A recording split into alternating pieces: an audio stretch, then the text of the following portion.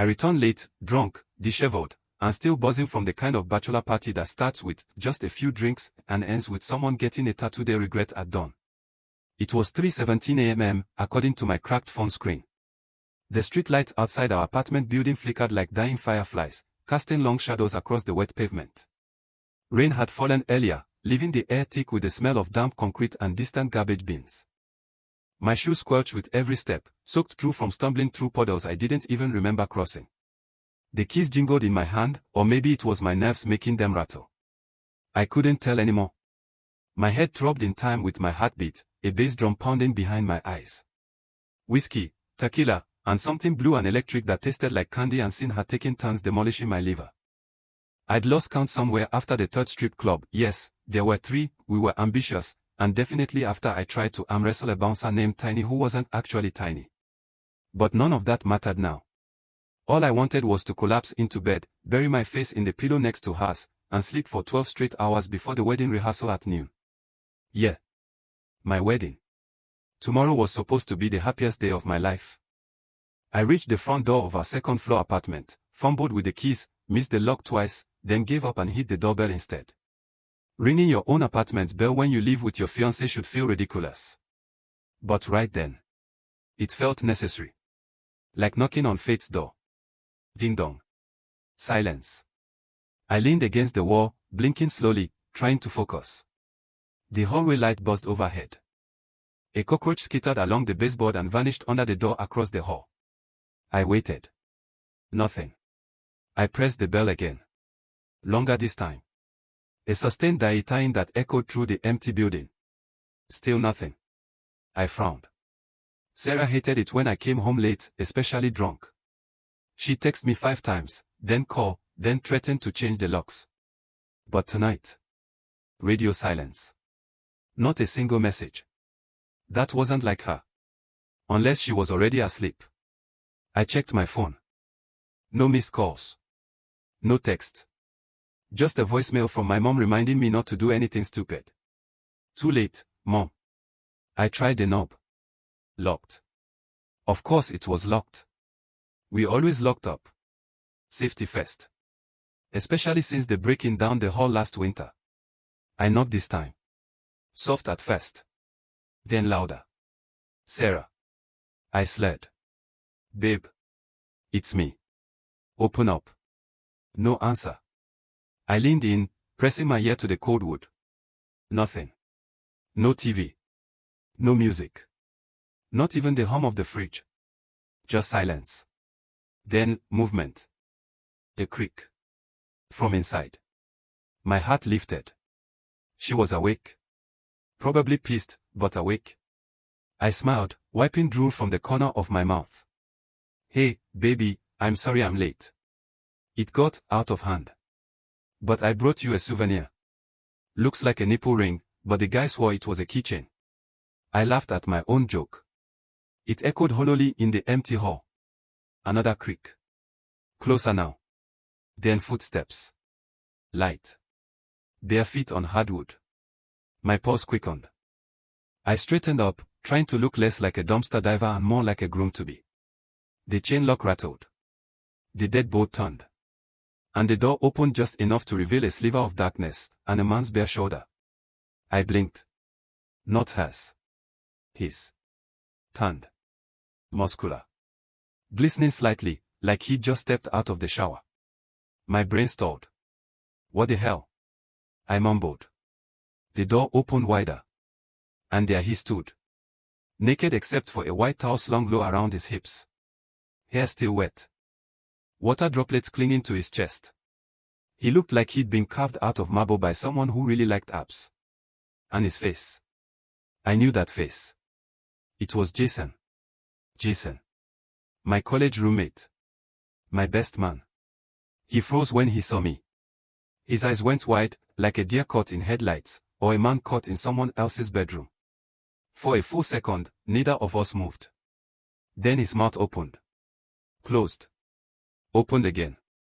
Dude, he said. You're not supposed to be here. The words hit me like a shovel to the ribs. I stared past him, into the apartment. Our apartment. The living room light was on. Our couch. Our coffee table.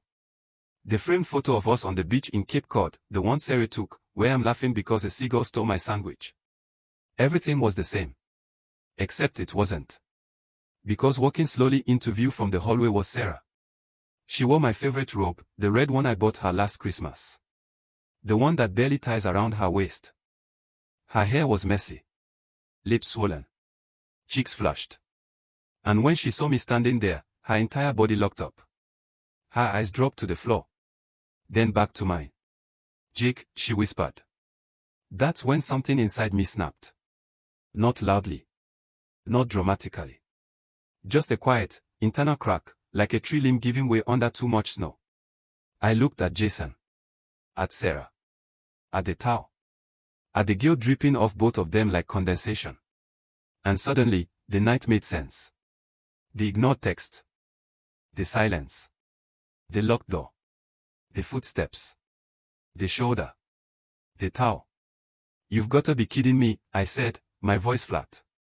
"Dead." Jason took a half step forward, hands raised. "Jake, man, let's talk about this. Talk about this." I gestured between them. "You're standing in my house. Naked. In my towel. With my fiancée. And you want to talk?" Sarah finally spoke. "Jake, please. It didn't mean anything. It just happened. It happened." I laughed, a dry, broken sound. Like a car accident. Like a power outage. "Did someone trip and fall into bed together?" "No," she said, tears welling. "I mean, we were drinking. Talking. You weren't coming home." "I thought." "You thought." I stepped forward, and Jason instinctively moved in front of her, like he could protect her from me. From the truth. "Back up," I growled. "Jake, calm down," Jason said, voice low, like I was a rabid dog. "Calm down." I looked at Sarah. "You were going to marry me tomorrow." She didn't answer. I turned and walked away. "Jake, wait," she called. I didn't. I stumbled down the stairs, my legs unsteady, not just from the alcohol, but from the sheer weight of what I just seen. The betrayal. The humiliation. The timing. One night before the wedding. One night before I promised to love her forever. And she chose him. I burst out into the cool night air, gasping like I'd been underwater for minutes. The city moved around me, cars, sirens, a couple arguing 2 blocks over, but I was frozen in place. I pulled out my phone. Scrolled to my contacts. Found Mom. Pressed call. It rang once. Twice. "Jake." Her voice, groggy but alert. "Sweetheart, what's wrong?" "It's almost 4 in the morning." I opened my mouth. But no words came. Just a sob, ugly, guttural, raw. "Jake," she said, sharper now. "Are you hurt? Are you bleeding?" "No," I choked out. "Worse." And then I told her. Everything. The line went silent after I told her. Not even the hum of a dial tone. Just dead air. Then, faintly, I heard Mom shifting in bed. The rustle of sheets. A deep breath. "Are you sure?" she asked, voice low and steady now, no trace of sleep left. I stood on the curb outside our apartment building, barefoot, shirt half untucked, one sock missing. Rain had started again, soft at first, then harder, soaking through my jacket, chilling me to the bone. My teeth chattered, but not just from the cold. "I saw them, Mom," I said, my voice cracking. Jason. Naked. In my towel. Sarah in my robe. Like they were. I couldn't finish the sentence. Saying it out loud made it real. And it was already too real. She didn't say, "I'm sorry." She didn't say, "I knew it." She didn't scream or cry. She just said, "Come home." Home. I laughed bitterly. "Where's that?" "Our house," she said. "Right now. Get in a cab. I'll wake your dad. We'll make up the guest room. You're coming home tonight." "I don't have money," I admitted, patting my pockets. Keys, phone, a crumpled receipt from a bar called Lucky Lucy's, but no wallet. Probably lost it during karaoke when I tried to moonwalk off the stage. "I'll pay the driver," she said. "Just get in. Now." I wanted to argue. To stand there like some tragic figure in the rain, letting the storm punish me for being stupid enough to believe in love, in loyalty, in happily ever after. But something in her voice, the still beneath the softness, cut through the fog in my head. So I did what she said. I flagged down a yellow cab that rolled by like a ghost in the mist, its headlights cutting through the downpour. The driver, an older guy with a salt and pepper beard and tired eyes, didn't ask questions when I mumbled, "Suburban Heights, please. 421 Maple Lane." He just nodded and pulled away from the curb. I leaned my head against the window, watching the city blur past, neon signs smearing into streaks of red and blue, streetlights flaring like dying stars.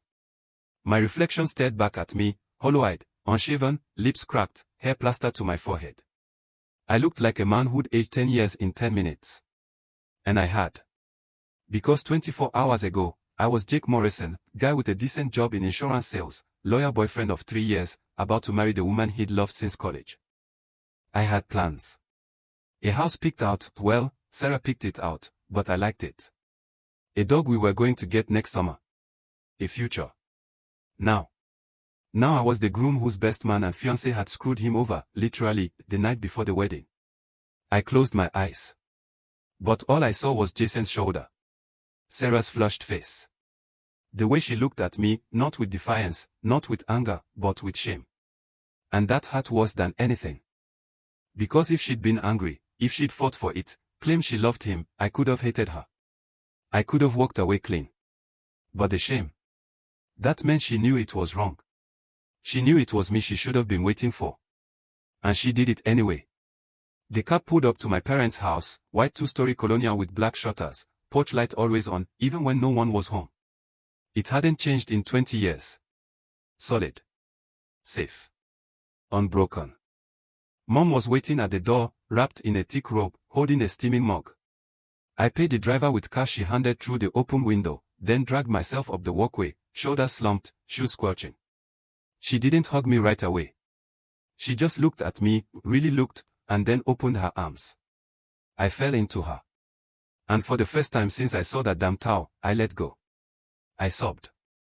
Ugly, shaking, uncontrollable sobs that came from somewhere deep, somewhere I didn't even know existed until it broke open.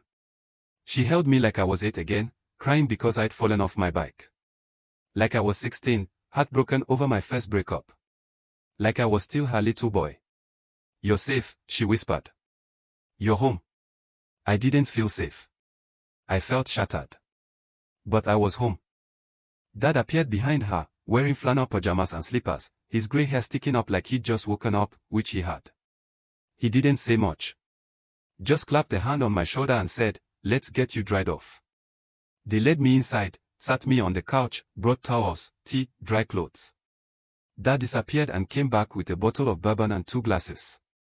"No toast," he said, pouring a generous shot into one. "Just medicine." I drank it straight. Burned all the way down. Felt good. Mom sat across from me, knees tucked under her chin. "Do you want to talk about it?" I stared into the empty glass. What's there to say? They cheated. On tonight. Of all nights. Did you confront her? Dad asked quietly. I saw them. Together. In the apartment. Jason barely had the decency to cover up. Mom winced. And what did you do? I left. That's smart, Dad said. No good comes from staying in a moment like that. Not when you're drunk. Not when your heart's bleeding. I looked up. I was supposed to marry her tomorrow.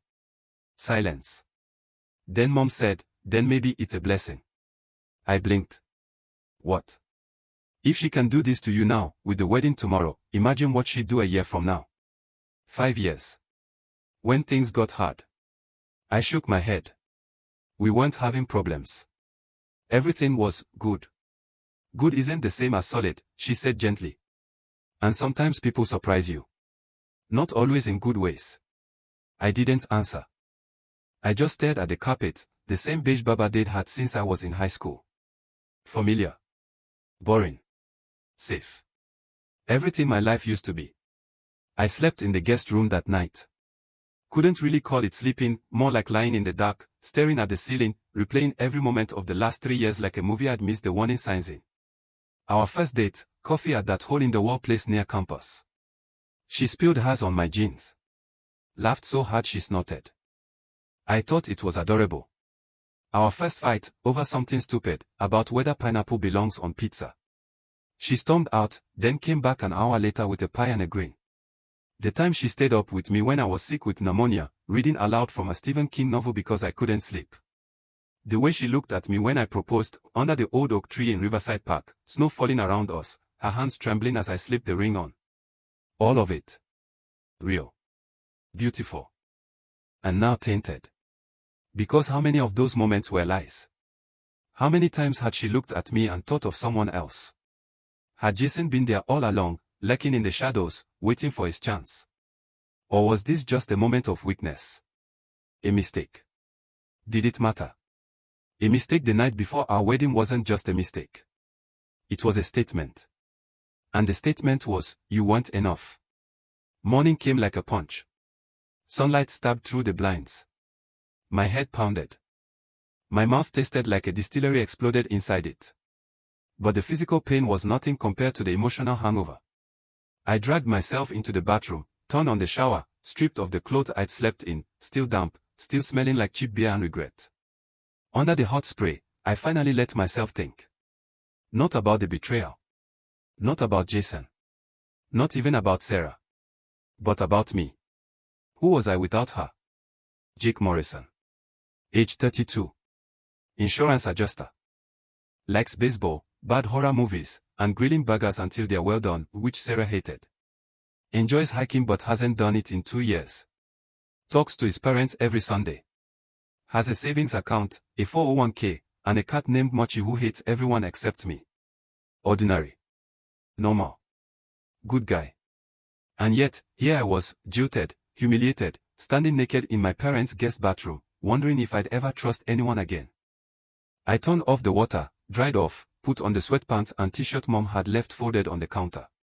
When I walked into the kitchen, both of them were there.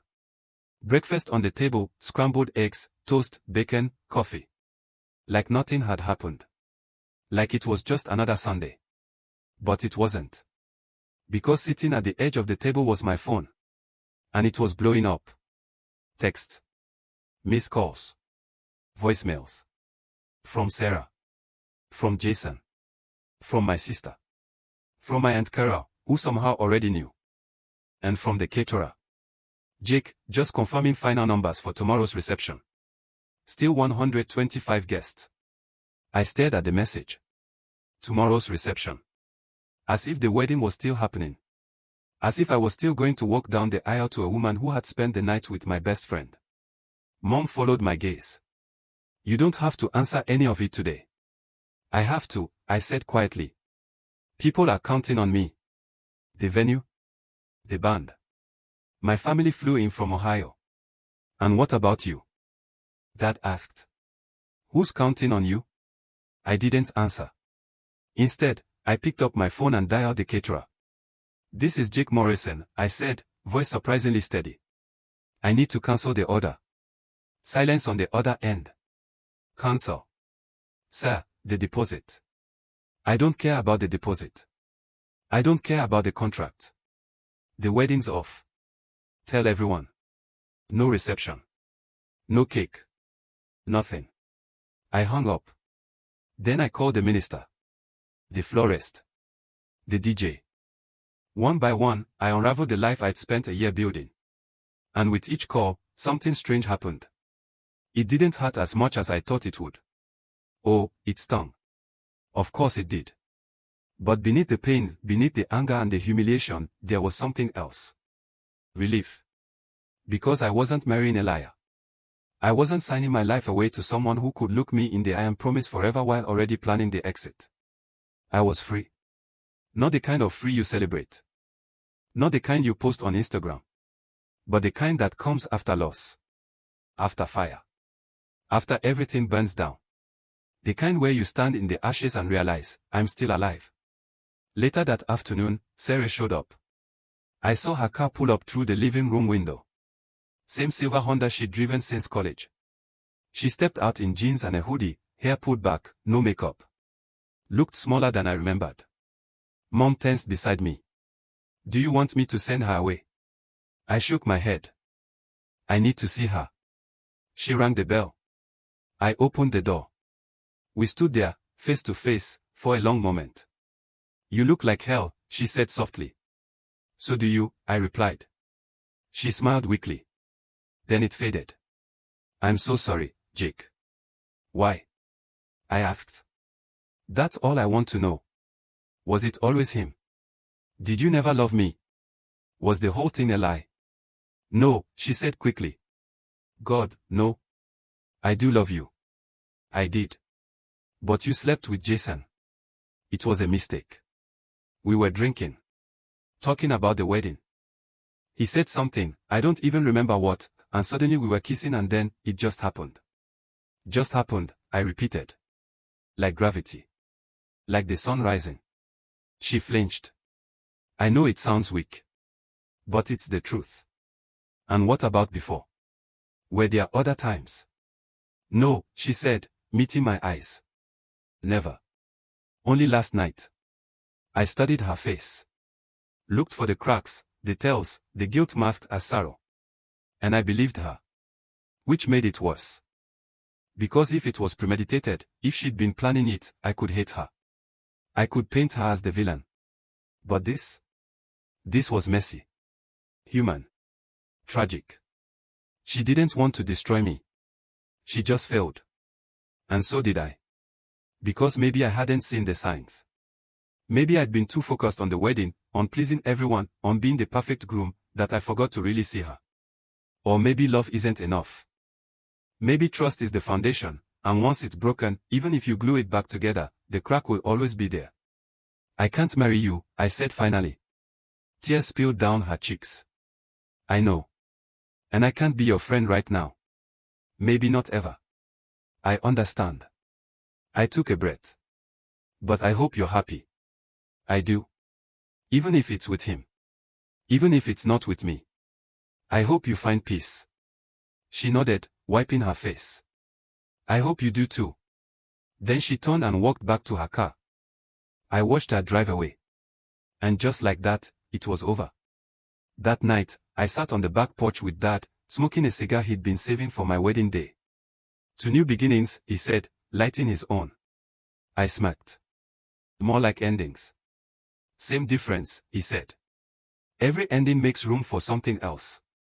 I looked up at the sky. Clear. Full of stars. And for the first time in years, I felt something I hadn't expected. Hope. Not for Sarah. Not for Jason. Not for the life I almost had. But for me. Because I was still here. Still breathing. Still capable of feeling deeply, painfully, honestly. And that meant I wasn't broken. Just bent.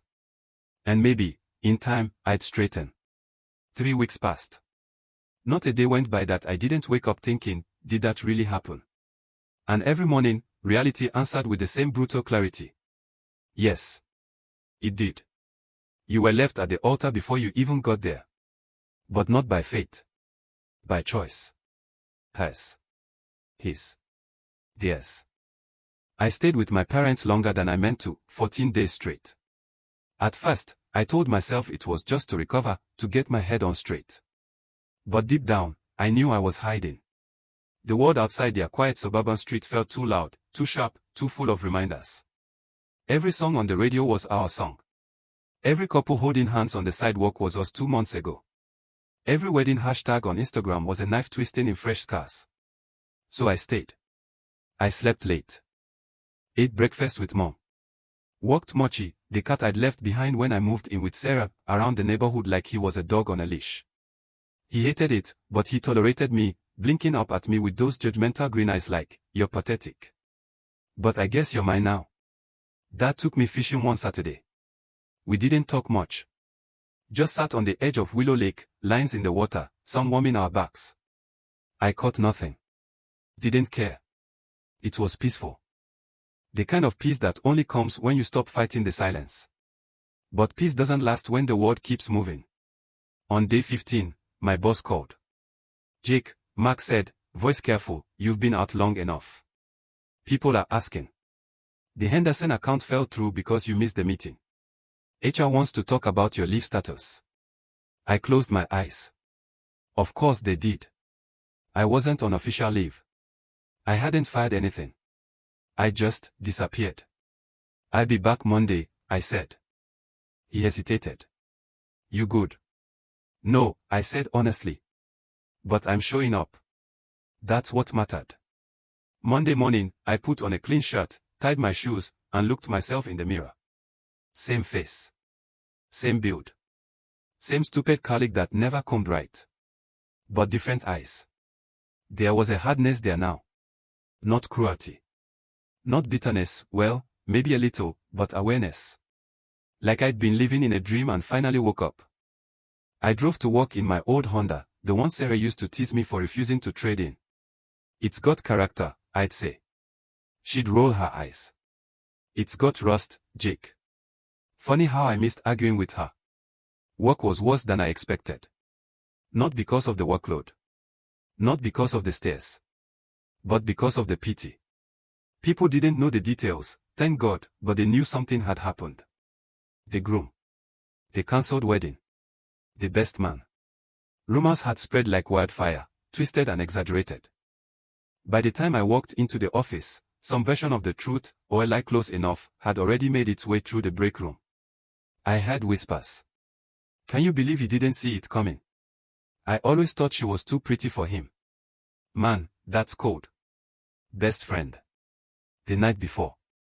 I kept my head down. Answered emails. Filed reports. Smiled when appropriate. But inside, I was screaming.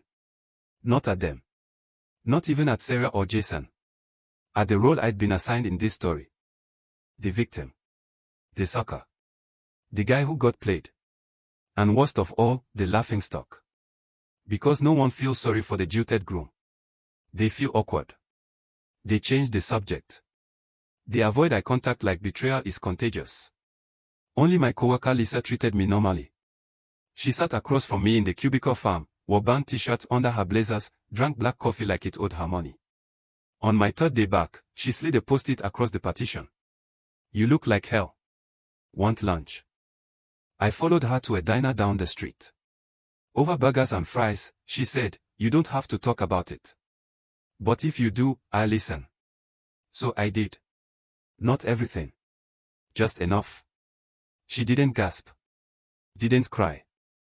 Didn't tell me she could have seen it coming. She just said, assholes come in all forms. Even ones that wear tuxedos. I laughed, really laughed, for the first time in weeks. And just like that, I remembered I wasn't broken. I was just healing. Then came the letter. No email.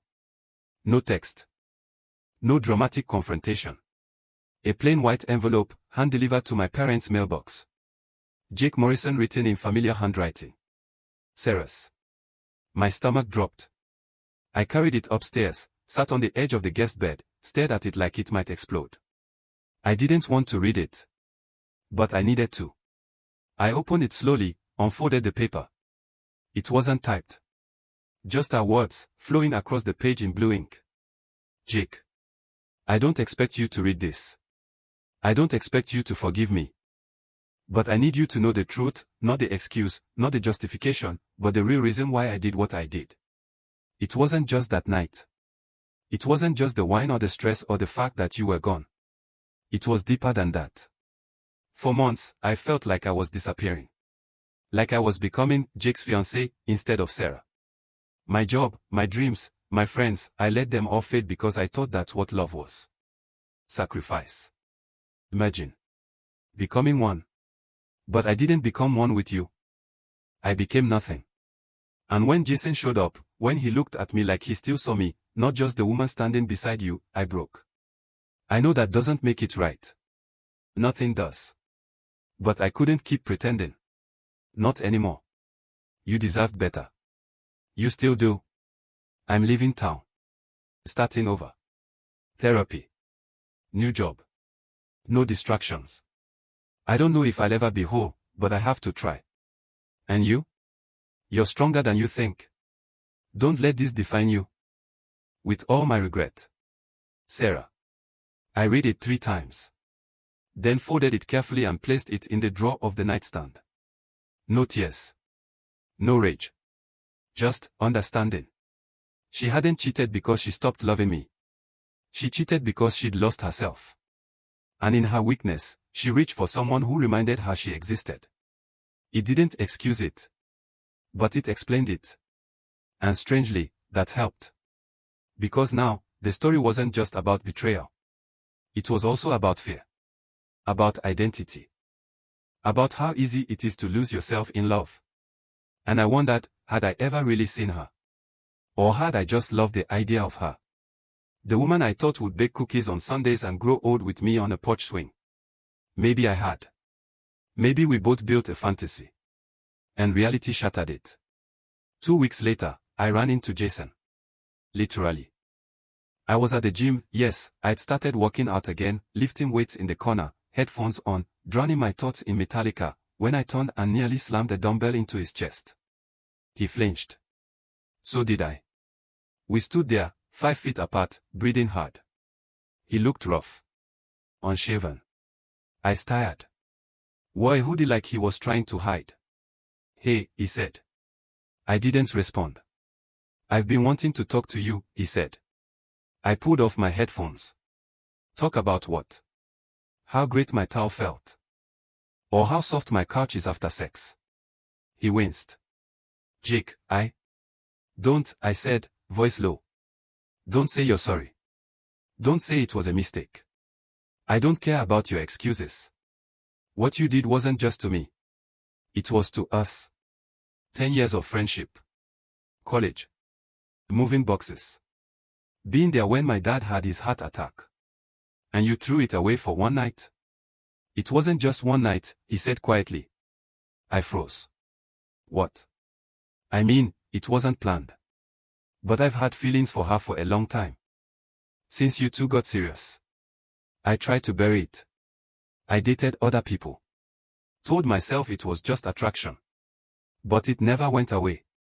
I stared at him. All this time. While I was planning the wedding, writing vows, picking out china patterns, Jason was in love with my fiancée. And I never saw it. Because I trusted him. Because he was my best friend. You loved her, I said. He nodded. Still do. And she? I don't know. After that night, she left. Won't answer my calls. I think she regrets it. Not because of you, because of us. She said she didn't want to be the kind of woman who ruins lives. I laughed, a dry, hollow sound. Too late. He looked down. I don't expect you to forgive me. But I needed you to know the truth. I didn't do it to hurt you. I did it because I was weak. And selfish. And in love. I studied him. Not as my enemy. Not as a monster. But as a man. Flawed. Broken. Human. Like me. I picked up my water bottle, took a sip. Then I said, get out of my gym. He nodded. Turned to leave. But before he walked away, I added, and Jason. Don't come to my life ever again. Not my parties. Not my house. Not my city. If I see you, I won't be polite. I won't be civil. I'll be done. He didn't argue.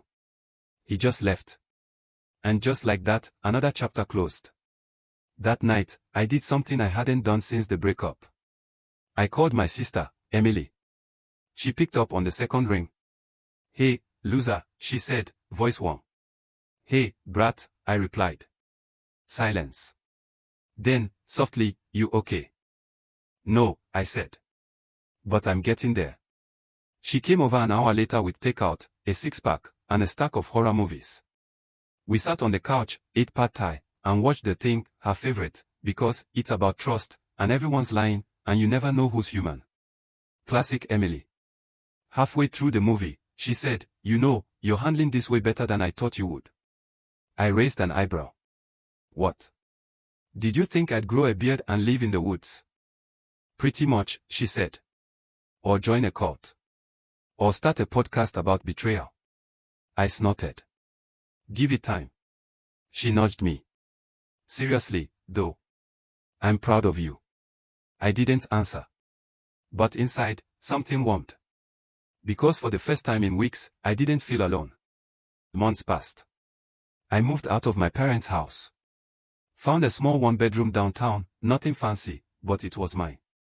I painted the walls grey. Bought a new couch. Adopted Mochi officially. He moved in with zero gratitude. I started therapy. Dr. Elaine Cho, calm, no nonsense, with a habit of sipping tea while I ranted about trust and masculinity and why I kept dreaming about doorbells.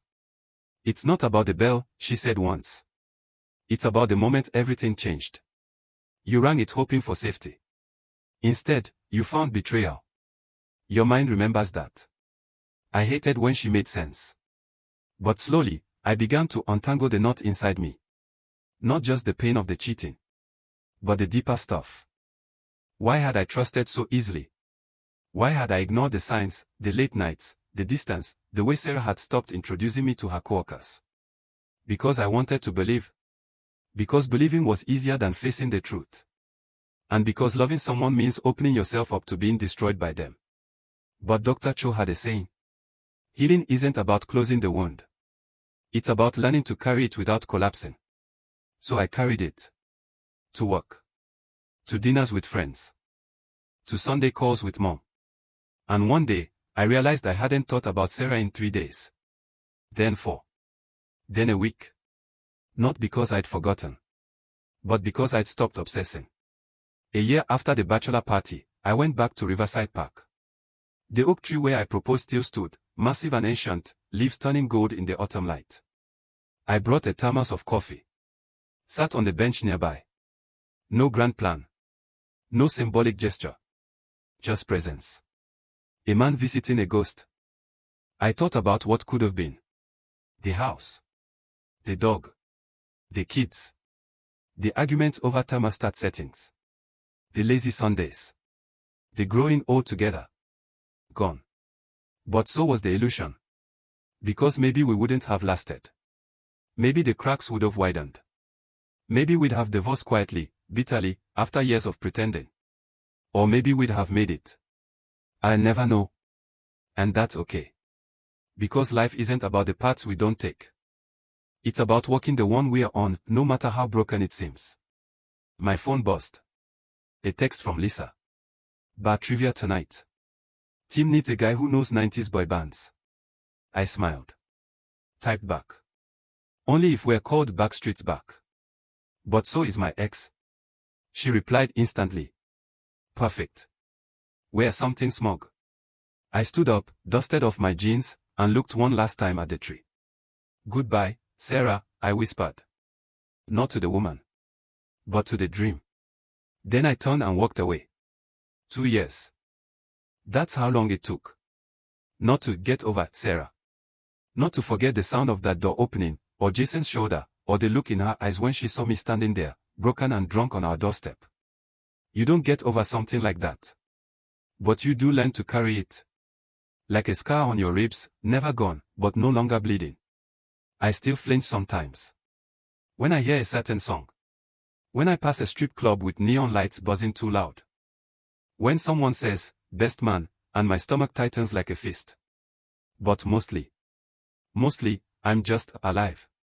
And not in the way people say when they mean still breathing. I mean alive, like I feel the sun on my skin. Like I laugh at dumb jokes. Like I can sit across from someone and listen, really listen, without wondering if they're lying. Like I can want again. Without fear. It happened on a Tuesday. Not some grand, cinematic moment. No thunderclap. No slow motion glance across a crowded room. Just coffee. I was at the Grind, the little shop 2 blocks from my apartment, the same one where Sarah spilled her latte all over my jeans on our first date. I'd avoided it for over a year. Too many memories. Too much pain. But one morning, I walked in. Ordered a black coffee. Paid. Turned. And nearly collided with a woman holding a muffin and a stack of books. Whoa, she said, stepping back, smiling. You okay? She had dark curls pulled into a messy bun, glasses slightly askew, and ink stains on her fingers. A professor. A writer. Something creative. Something real. Yeah, I said. Just bad spatial awareness. She laughed, warm, unguarded. Join the club. I moved aside so she could pass. Then, on impulse, I turned. You read all those? I asked, nodding at the books. She glanced down. The body keeps the score. The Belgian. Americano. Heavy stuff. Trying to, she said. Therapy homework. I raised an eyebrow. That's one intense prescription. She grinned. My therapist says I think too much. So I'm supposed to read things that make me feel. I nodded slowly. Smart woman. We stood there for a bit. Then she said, you want to grab a seat? I've got opinions about trauma narratives and Beyoncé's Lemonade. I hesitated. Not because I wasn't interested. But because the last time I let myself be interested, it cost me everything. But then I remembered what Dear Cho told me. Fear will always whisper. But courage gets to speak last. So I said, only if you promise not to psychoanalyze me before noon. She smiled. No promises. Her name was Naomi. She taught psychology at the community college. Divorced amicably, she assured me, after realizing they were better as friends than lovers. Loved old horror films, hated cilantro, and cried during dog commercials. We started meeting for coffee. Then lunch. Then walks in the park. Nothing rushed.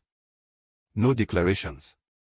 Just slow, careful steps, like walking across thin ice, testing each one before shifting your weight. 6 months in, she asked, why did you wait so long to try again? We were on her balcony, wrapped in blankets, watching the city lights flicker on. I didn't answer right away. Then I said, because the last time I opened the door, someone handed me a knife. She didn't flinch. Didn't offer empty comfort. She just said, and now? I looked at her. Really looked. At the way her nose scrunched when she smiled. At the scar on her thumb from a childhood accident. At the quiet strength in her voice when she talked about her students. I think, I said, the next person who knocks might actually come in. She reached for my hand. And for the first time since that night, I didn't pull away. It wasn't perfect. There were nights I woke up sweating, convinced I'd had the doorbell. Times I shut down when she mentioned marriage. Moments I panicked when she stayed late at work. But she never pushed. She just stayed. Even when I said, I don't know if I can do this. Even when I admitted, sometimes I still hate him. And sometimes I hate me for trusting. She listened. And then she said, you don't have to be fixed to be loved, Jake. You just have to be here. And that, more than therapy, more than time, more than revenge fantasies or gym sessions or whiskey-fueled monologues to my cat, that was the thing that healed me. Being seen. Not as the victim. Not as the jilted groom. Not as the guy who got screwed by his best friend. But as me. Flawed. Scared. Trying. One evening, Mochi, who still hates everyone except me, jumped onto Naomi's lap while we watched The Shining, her peak, obviously. She froze. Does he bite? No, I said. But he's never let anyone touch him before. She stroked his fur slowly. He purred. I looked at her. She looked at me. And without a word, I knew. This wasn't just healing. This was a new beginning. Not a replacement. Not a rebound. But a second chance. At life. At love. At trust. I never saw Jason again. But one day, I got a letter forwarded from my parents' house. No return address. Inside was a single sheet of paper. Jake. I'm in rehab. Not for drugs. For me. I've spent 2 years running, from you, from Sarah, from what I did. But you can't outrun guilt. It lives in your bones. I don't expect forgiveness. I don't deserve it. But I needed you to know I'm trying to be better. Not for you. For the man I used to be before I broke us all. If you ever see this, I hope you're happy. Truly. You were always the good one. Jason. I read it once. Then folded it. Didn't burn it. Didn't keep it. Placed it in the recycling bin. Not because I forgave him, but because I didn't need to carry him anymore. Some wounds don't heal with revenge. They heal with indifference. With moving on. With building something so real, so strong, that the past can't touch it. Last month, Naomi and I drove upstate. Fall had just begun, trees blazing red and gold, air crisp with the smell of wood smoke. We hiked to a lake I'd never seen before. Sat on a rock overlooking the water. She leaned against me, silent. After a while, she said, "Do you ever wonder what if?" I did. All the time. What if I'd come home earlier? What if I hadn't gone to the bachelor party? What if I'd seen the signs? But then I thought of Mochi purring on her lap. Of her laughing at my terrible impressions. Of the way she says my name when she's worried. And I said, yeah. But not the way I used to. She turned to me. And what do you think now? I looked out over the water, sunlight dancing on the surface. I think maybe some doors have to break, I said, so you can finally walk through a different one. She smiled.